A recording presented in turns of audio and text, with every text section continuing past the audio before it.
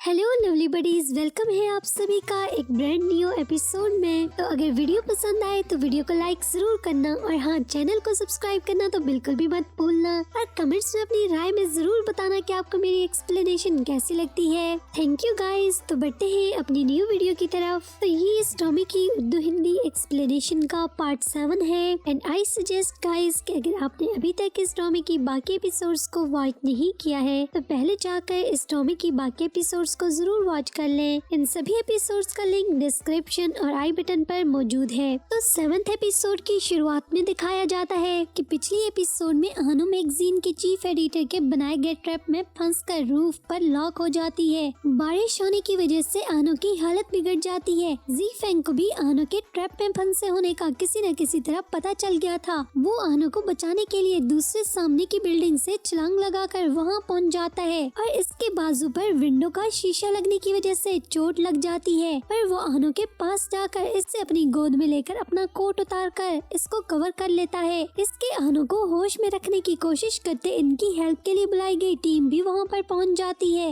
अनु को स्टेयर से स्ट्रेचर में ले जाने में दिक्कत हो रही थी। ज़ीफेंग टाइम वेस्ट किए बिना खुद ही अनु को गोद में उठाकर वहाँ से गाड़ी में ले जाता है। हॉस्पिटल जाकर हालत संभलती ही अनु ज़ीफेंग की कुट लगाती है कि अगर इसके जंप लगाने से ऊपर की टिकट कट जाती तो अनु का क्या होता। ज़ीफेंग इसकी मार खाकर बोलता है कि वो अपने भाई को ट्रबल में कैसे रहने देता और वैसे भी इसके पास तो स्टील लाइफ है, वो इतनी आसानी से थोड़ी न टूट सकती है। डेथ से तो मैं रोज ही कहीं न कहीं हाथ मिलाता ही रहता हूँ। अनु ज़ीफेंग से प्रॉमिस लेती है कि फ्यूचर में वो उसके लिए कभी भी ऐसे खुद को जोखों में नहीं डालेगा। ज़ीफेंग अनु को इतना रोते देखकर बोलता है कि क्या आज ही सारा समंदर खाली करने का इरादा है और उसे काम करने के लिए बोलता है कि अगर तू इतना रोएगा तो तेरे पास से लड़की तो भाग जाएगी। ज़ीफेंग को डॉक्टर आकर बोलता है कि तेरे साथ आई कन्या की हालत अब बेटर है। तो ज़ीफेंग हैरान होते हुए इस डॉक्टर अंकल को दोबारा से चेक करने के लिए बोलता है कि मैं तो अपने साथ हट्टा कट्टा बॉय लाया था, तो ये कन्या कहाँ से टपक पड़ी। डॉक्टर अंकल भी काफी कंफ्यूज थे कि मैं तो अभी नारी को ही चेक करके आ रहा हूँ, चलो फिर रिकॉर्ड देखकर बताता हूँ तुम्हें। वैसे मुझे विश्वास है कि मैंने जिसे चेक किया वो लौंडी ही थी। डॉक्टर के वापस जाते ही अनु के पेरेंट्स भी वहाँ पहुँच जाते हैं। इनके पूछते ही ज़ीफेंग बोलता है कि डॉक्टर अंकल को लगा मेरे साथ यंग लेडी है, तो वो दोबारा अनु को चेक करने के लिए गए हैं और वापस आकर बताएंगे। और वो दोनों यंग लेडी का सुनकर खुसर पुसर करने ही लगते हैं। तो डॉक्टर अंकल वापस आकर बोलने लगता है कि मैंने ठीक से चेक किया था। पर इसकी आधी बात सुनते ही अनु के पेरेंट्स उससे जबरदस्ती चिपकू होकर इसे अनु को गल बोलने ही नहीं देते हैं और बार बार ये कहकर कि हम इसके पेरेंट्स हैं, हमारा बेटा बिल्कुल ठीक है ना। और बेचारे डॉक्टर अंकल भी मान जाते हैं कि आपका लौंडा बिल्कुल ठीक है। और इससे पहले कि ज़ीफेंग के सामने इनका भांडा फूटे,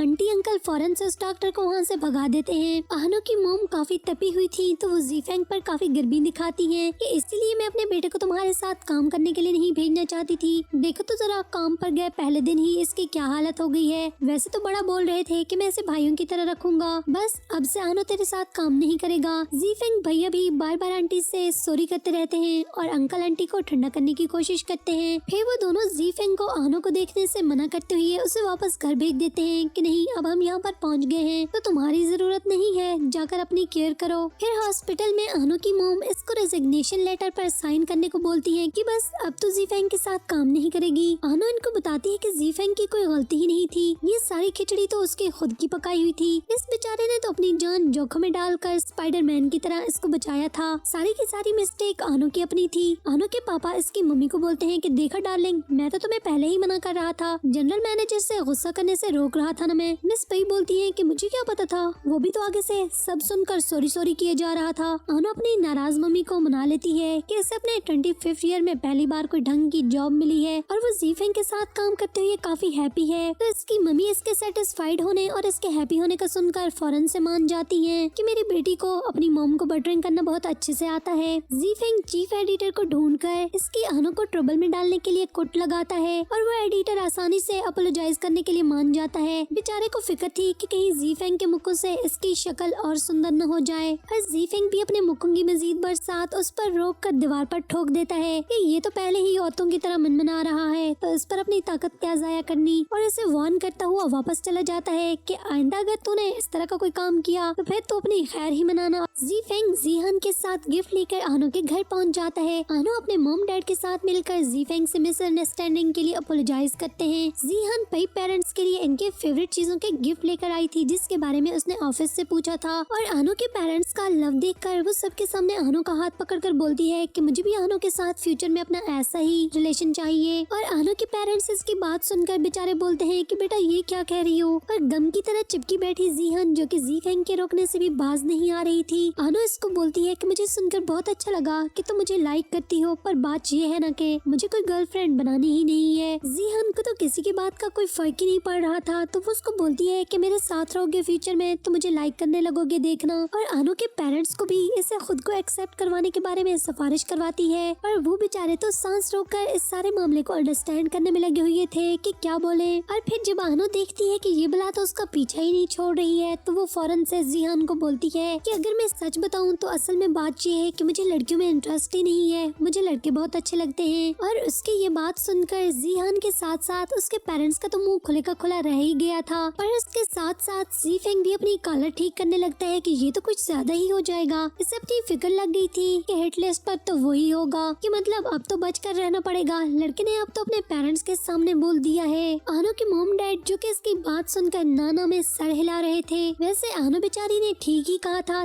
तो ये सच, पर ये अलग बात कि अभी तो सबको गलत लग रहा था। तो उसके मॉम डैड जो कि इसकी बात सुनकर नाना में सर हिला रहे थे, वो इनको हकलाता देखकर इनको हाँ कहने को बोलती है कि अभी की फिक्र छोड़ो, मैं तो फ्यूचर की सोच रही हूँ, और वैसे भी ये सच ही तो है। तो उसके मॉम डैड भी कहने लगते हैं कि हाँ आनो को लड़के बहुत अच्छे लगते हैं, बहुत ही ज्यादा अच्छे लगते हैं। और फिर सब लोग इसकी बात सुनकर खामोश हो जाते हैं। जीहान को मॉर्निंग में मालूम पड़ता है कि चाओ को ज़ीफेंग ने डू फैमिली का शोफर बना दिया है, तो इससे ये आइडिया कुछ खास अच्छा नहीं लगा कि इस कंगले ने पहले ही आनो का ट्रक घुमा दिया है। पर चाओ फौरन से कार की को दिखाकर जीहान को यकीन दिलाता है कि देखना अब इस की को और मुझे सिर्फ डेथ ही अलग कर पाएगी। शिंगयान यंग नाना को इसका कैफे पर छूट गया वॉलेट वापस करने जाता है, पर इसकी चोरी पकड़ी जाती है, जिसे लेकर वो उसे बोलती है कि सच सच बताओ, इसका बहाना करके तो तुम मुझसे ही मिलने आए हो ना। और फिर वो उसको पार्क के फंक्शन की प्रिपरेशन के लिए अपने साथ बैलून फिल करने को बोलती है, जिसे वो इनकार नहीं कर पाता है। आनो के वेलकम के लिए जीहान चाओ के साथ ऑफिस पहुंच जाती है, और आनो स्टैचू बने चाओ को देखकर चेक करने लगती है कि सांस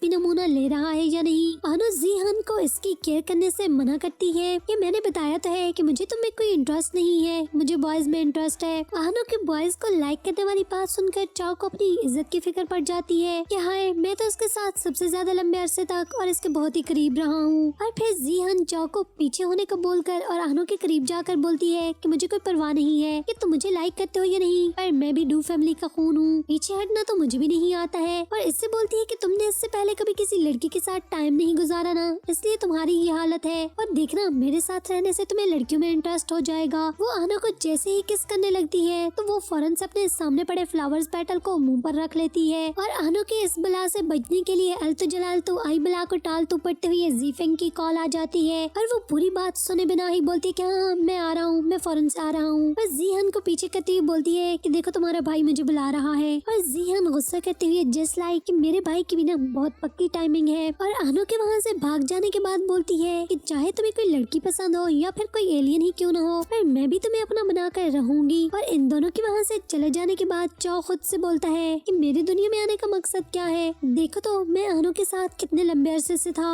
और उसने कभी भी मुझ में इंटरेस्ट शो नहीं किया, पता नहीं गॉड ने मुझे इस दुनिया में किस लिए भेजा है, मुझे तो ना कोई लड़का पसंद करता है और ना ही कोई लड़की। आनो जीहान से जान छुड़ाकर भागी भागी ज़ीफेंग के पास पहुंचती है। वो इसे अपना काम बताने के बाद बोलता है कि अभी इसकी तबीयत ठीक नहीं होगी तो इसे रेस्ट करना चाहिए था, पर आनो ज़ीफेंग का हाथ पकड़कर अपने फोरहेड पर रखते हुए बोलती है कि देखो तो मैं बिल्कुल ठीक हूँ। पर ज़ीफेंग इसको छूने से घबरा रहा था। तभी आनो को याद आता है कि कल से इसके बॉयज में इंटरेस्ट होने वाली बात सुनकर ज़ीफेंग इससे दूर दूर रहता है, तो वो इसके करीब होती हुई बोलती है कि ये सब मेरे कल वाली बात की वजह से है ना। तो ज़ीफेंग बोलता है कि मैं भला कौन होता हूँ इस पर रिएक्ट करने वाला, ये सबका पर्सनल मैटर होता है, मुझे से क्यों फर्क पड़ेगा। पर आनो इसको डराते हुए इसके करीब जाकर बोलती है कि फिर हाथ क्यों हटा दिया था। तो ज़ीफेंग आए बाएं शाएं करते हुए बोलता है कि है, इसलिए कहीं कोई मुझे गलत ना समझ ले कि मैं तुम्हारा फायदा उठा रहा हूँ। तो आनो ऐसे फौरन से बोलती है, पर तुम्हारा हाथ तो मैंने पहले पकड़ा था, तो फिर कोई गलत तुम्हें कैसे समझता। तो जीफेंग बोलता है कि हाँ ये भी है। और आनो दोबारा से इसे अपने फोरहेड को छूने को बोलती है, पर जीफेंग इसको छूते हुए अभी भी खौफजदा था, जिसे आनो फौरन से फील कर लेती है। पर जीफेंग बोलता है कि वो स्केर्ड नहीं है, बस इसे समझ नहीं आ रही कि अब वो आनो के साथ कैसे बिहेव करेगा। जिसे सुनकर आनो फिर इसे सच बताती है कि ओह नो, ये सब तो मैंने जीहान से पीछे छुड़ाने के लिए सिर्फ कहानी घड़ी थी। क्या सचमुच में तुमने इस पर यकीन कर लिया था? और वो बोलता है कि अच्छा तो ये बात थी, मुझे तो यही लगा था कि तुम सच बोल रहे हो। फिर आनो इसके करीब जाकर बोलती है कि क्या वो पहले की तरह नहीं रह सकते हैं। और फिर यहीं पर इस एपिसोड का एंड हो जाता है। तो बस थोड़ी सी देरी के बाद फिर मिलेंगे एक और नई वीडियो के साथ।